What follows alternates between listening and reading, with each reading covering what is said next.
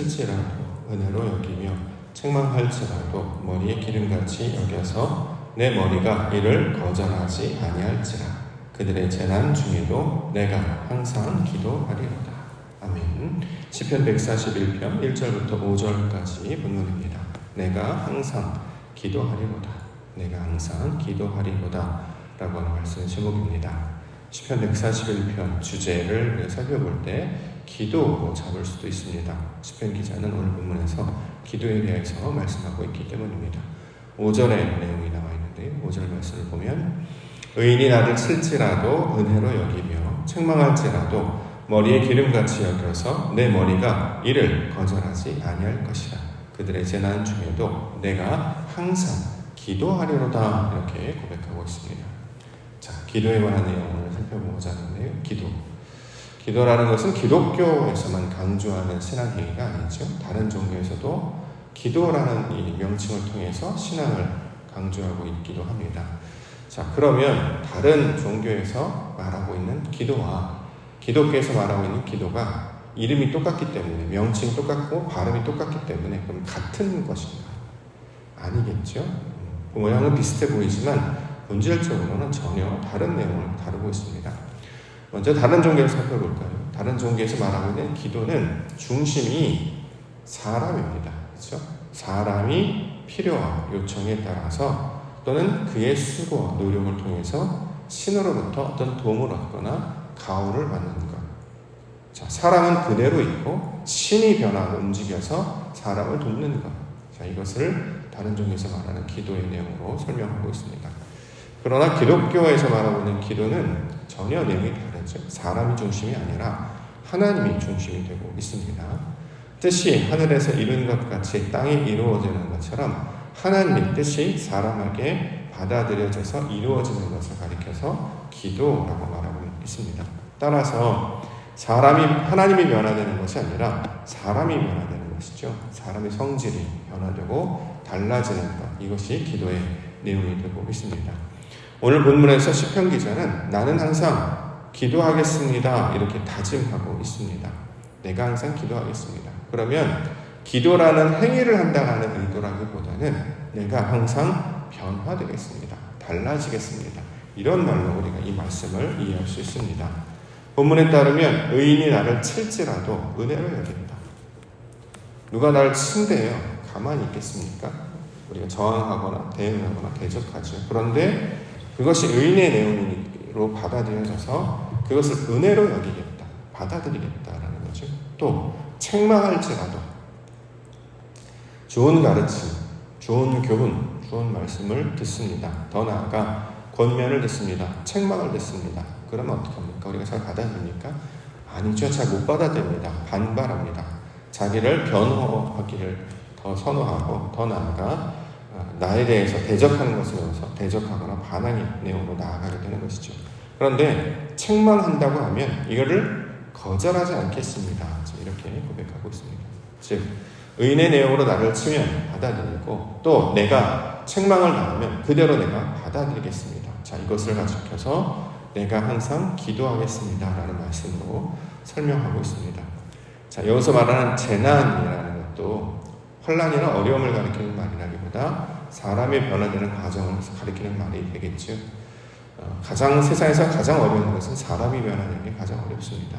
자, 그렇기 때문에 고난, 환난, 재난 등으로 설명을 하고 있는데, 자, 이처럼 옛사람의 모습에서 새사람의 모습으로 바뀌어지는 그 과정에 내가 있으므로 항상 기도하는 자가 되겠습니다. 자, 이렇게 이야기를 하고 있는 것이죠. 그러면 기도한다라고 하는 것은 세상을 바꾸는 게 아닙니다. 세상을 바꾸는 게 아니고 내가 달라지는 거죠. 세상은 달라지지 않습니다. 세상은 내 힘으로 미치지 못하기 때문입니다. 바다를 바꿀 수 있을까요? 산을 옮길 수 있을까요? 아닙니다.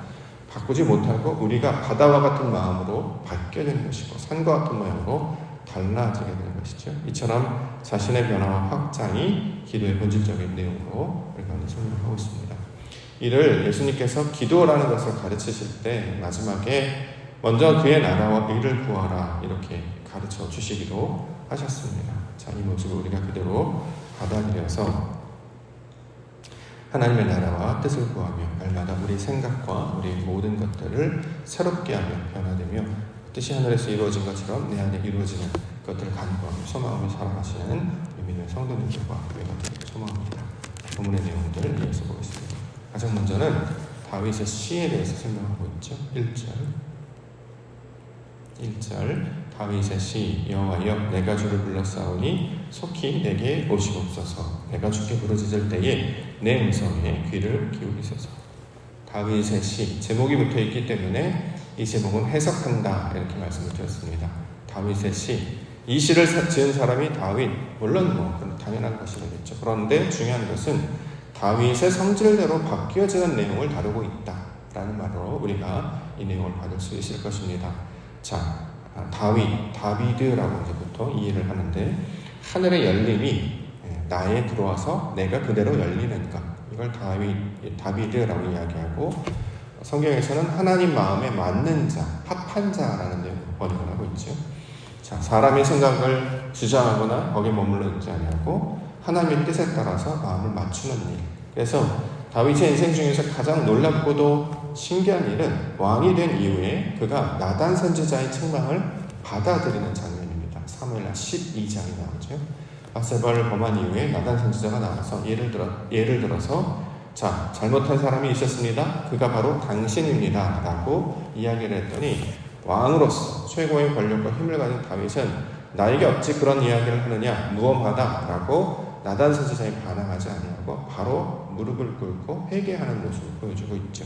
자, 그래서 다윗의 위대한 인물로 우리가 오늘 설명을 하고 있는 것은 자, 하나님의 뜻을 그대로 받아들이는 사람으로 우리가 오늘 보여주고 있는 것입니다. 자, 본문에 보면 여호와여 내가 주를 불렀사오니 속히 내게 오시옵소서.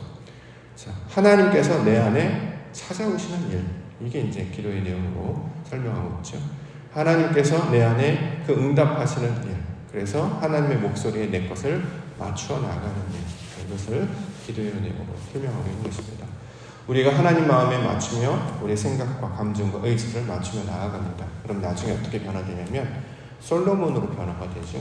성전이라는 뜻을 가지고 있는, 샬롬이라는 뜻을 가지고 있는 다윗의 아들로 우리에게 설명을 합니다만 신앙의 모양으로 우리가 나타내주고 있기 때문에 이 다윗으로 또 솔로몬으로 우리를 인도해 나아가십니다. 자, 이것을 기도의 내용을 가르치고 있습니다. 두 번째 내용은 분향과 제사 설명하고 있는데요. 2절 나의 기도가 주의 앞에 분향함과 같이 되며 나의 손드는 것이 저녁 제사같이 되게 하소서. 자, 분향함, 번제 드리는 모양으로 설명하고 있죠. 레위기에서 우리가 번제 살펴봤는데 불을 태워서 올려드리는 제사, 이걸 이제 번제라고 합니다. 이때 여호와를 흥량할 수 있는 향기로, 연기가 이제 향기가 되어서 하나님을 기쁘시게 한다, 이렇게 설명하는 것으로 번제의 내용을 설명하고 있고, 이때 분향이라는 단어를 우리가 살펴본 적이 있습니다. 자, 이 분향 또는 번제, 가만히 보니까 이게 무슨 뜻인가 살펴보니까 이게 결국 거룩을 우리가 가르치고 있는 말이었죠.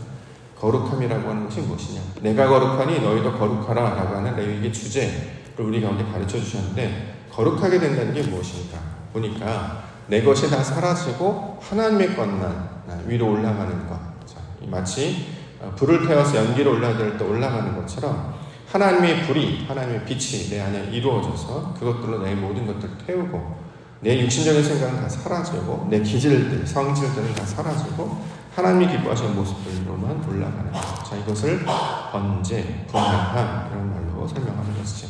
이걸 본문에서는 저녁 제사같이 되게 하셔서 이렇게 이제 설명했는데요. 제사라는 말이 이제 결국 번제를 가리키는 말이 되고 있기 때문에 신앙적 행위를 얼마나 잘 하는가. 원래 이 행위라고 하는 것, 태도라고 하는 것은 결과로 나타나게 되는 것이죠. 그래서 이게 연결되어 있기 때문에 형식이라는 것도 매우 중요합니다. 내용을 담아내고 있기 때문에 그렇습니다. 다만 내용을 담아내지 못하는 형식은 껍데기에 불과하기 때문에 아무런 생명력이 없는데, 우리에게 형식과 껍데기를 먼저 허락하시는 이유는 그 내용을 채워가도록 우리 가르쳐 주시는 것입니다.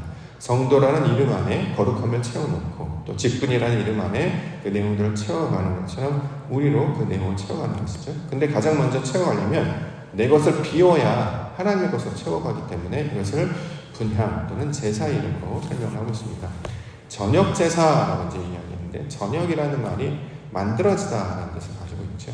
하나님의 말씀으로 만들어지는 것. 그래서 이것을 저녁제사라고 이야기를 합니다. 해가 떴어요. 아침이 되었죠. 빛이 임함으로 말미암아 모든 것들을 선명히 보고 바라볼 수 있게 됩니다. 자, 이것으로 하루 그 낮 가운데, 그 빛 가운데 행하게 되면 저녁에 이것으로 모든 것들이 수확을 얻게 되어서 거두는, 마치 추수 때와 같이 곡식을 거두는, 열매를 거두는 상태가 되는 것이 바로 저녁에 대한 이야기인데, 해지는 것에 관한 이야기인데, 이렇게 하나님의 말씀으로 성질이 변화되게 하옵소서라는 뜻으로 주신 내용이 분향과 제사같이 되게 하소서에 대한 의미가 되고 있습니다. 자, 마지막으로 악한 일에 기울이지 않는다. 3절과 4절. 여호와여, 내 입에 파수꾼을 세우시고 내 입술의 문을 지키소서. 내 마음이 악한 일에 기울여 죄악을 행하는 자들과 함께 악을 행하지 말게 하시며 그들의 진수성찬을 먹지 말게 하소서. 자, 악한 일 가운데, 악한 일은 다른 사람이 행하는 나쁜 일 또는 내가 당하는 고난이나 어려움을 악한 일이라고 말하지 아니하고 사람의 뜻대로 행하려고 하는 모든 시도, 이걸 이제 악하다 성경은 이야기하는 거죠. 육신의 본성을 따라서 행하려고 하는 것, 옛사람, 육신의 사람으로 행하려고 하는 것, 하나님의 말씀 없이 살아가려고 하는 모든 일을 성경은 악한 일이다 이렇게 얘기합니다. 자, 이 내용을 애굽으로 설명을 하죠. 이스라엘 백성들이 애굽에 살았습니다. 자, 애굽에서 모세를 보내서 하나님께서 그 백성들을 구원해 내셨어요. 나중에 이 백성들이 가나안에 들어갑니다. 가나안에 들어간 이후에 그 가나안 족속을 물리치고 살아갈 때 계속 하나님의 말씀을 붙들고 살아갔느냐, 역사를 딱 살펴보면 힘들고 어려울 때 있을 때 하나님을 붙잡으라고 했는데 이스라엘 백성들은 하나님을 붙잡기보다 자꾸 옛날로 돌아가기로 했다는 거죠. 민수기에서도 보면 우리가 애굽에 있었을 때 마늘도 먹었고 고기도 먹었고 부추도 먹었다. 애굽으로 돌아가자 이렇게 얘기하는 것처럼 나중에 이스라엘 백성들은 외적이 침입하거나 어려운 일이 있을 때 자꾸 그것을 하나님께 가지고 나와서 기도하는 자가 되기보다는 옛성품, 옛사람의 방식들로 대응하려고 했던 모습을 보여주고 있습니다. 자, 이것을 본문에는 악한 일에 기울이다, 죄악을 행하다. 죄악을 행한다라고 하는 것이 말씀대로 행하지 않는 걸 가리키고 있는 말이잖아요. 하나님의 뜻이 없이 자신의 생각과 경험과 기질, 속성으로 감당하려고 하는 것, 이것이 악하다라고 하는 거죠. 우리가 이러한 상태 가운데 있었는데 이 악한 자들을 하나님께서 선한 자로, 의의 사람으로 인도하시고 바꿔주셨단 말이죠. 그러면 사람의 방식이나 우리의 기질대로 반응하지 아니하고 하나님께서 원하시는 뜻대로 내 생각과 감정과 의지가 변화될 수 있도록 인도해 주시옵소서. 이렇게 우리가 말씀을 가지고 하나님의 말씀을 들어야 할 것입니다. 사람의 방식대로 이것을 받아들이지 아니하고 하나님의 방식대로 받아들이게 하여 주시옵소서. 그래서 이제 음식 먹는 걸 가지고 우리 가운데 역사로 설명하는 것이 다니엘이죠. 다니엘, 왕의 진미를 먹지 않았다. 자, 왜 그렇습니까? 음식 자체를 먹지 않았다. 그것보다 중요한 것은 하나님의 뜻을 찾는 것, 구하는 것, 그것을 뜻을 정하여, 마음을 정하여 이렇게 이야기했기 때문에 어떠한 것이 자신의 유익을 구하지 아니하고 하나님의 뜻을 찾고 구하겠다. 육신적으로는 좋은 음식을 먹고 마시면 건강해지고 얼굴이 좋아질 것 같은데 실제는 그렇지 않았다는 거죠. 다니엘이 왕의 진미를 먹지 않았어도 그는 얼굴이 좋았고 오히려 더 건강한 모습. 다시 말해 하나님의 백성은 사람의 음식으로 먹는 것이 아니라 여호와의 입에서 나오는 모든 말씀, 그 하나님의 말씀을 따라서 뜻을 구하고 찾을 때, 자, 이것이 우리가 살아가는 본질의 내용으로 설명하고 있는 것입니다. 자, 이것을 통해 우리에게 하나님의 뜻을 구하며 기도하는 자로 불러주셨습니다. 그렇기 때문에 우리가 날마다 새벽 기도에 나와서 아버지 이름을 부르며 주의 이름을 찾는 것은 내 문제를 하나님 해결해 주십시오. 나는 가만히 있고 나는 변하지 않고 하나님이 다 알아서 해주세요. 나는 원래 하던 대로 하겠습니다. 이렇게 하는 것이 아니고 하나님 내가 어떻게 대응해야 하겠습니까? 어떻게 내가 변화되어야 되겠습니까? 하나님께서 그 놀라운 지식을 우리 가운데 가르쳐 주셔서 내가 미처 보지 못하고 듣지 못하고 알지 못한 것 보여주심으로 그 뜻대로 나를 변화되고 새롭게 하여 주시옵소서. 자, 이렇게 구하는 것을 기도의 내용으로 설명하고 있는 것입니다. 오늘도 주의 이름 앞에 나왔는데요, 하나님의 뜻을 구하고 나아갈 때 하나님께서 길을 열어 보여주실 줄 믿습니다. 마치 아브라함이 이삭을 바치려고 했을 때 보지 아니하였던 순양이 거기 있었음을 보고 여호와 이레라고 외쳤던 것처럼 우리가 삶 가운데 나아갈 때 미처 보지 못했던 것들 하나님께서 보게 해주심으로 똑같은 방식으로, 이전의 방식으로, 사람의 습관대로 대응하고 반응하는 것이 아니라 이전에는 해보지도 못했던 놀라운 새로운 일을 감당함을 통해서 하나님의 기도의 백성으로 살아가게 해주실 줄 믿습니다. 오늘도 주의 말씀과 동행하여서 하나님이 원하시는 모양대로 성장하고 변화되며 새로운 모습으로 주님과 동행하시는 우리 믿음의 아버지 주님으로 축원합니다. 기도하겠습니다.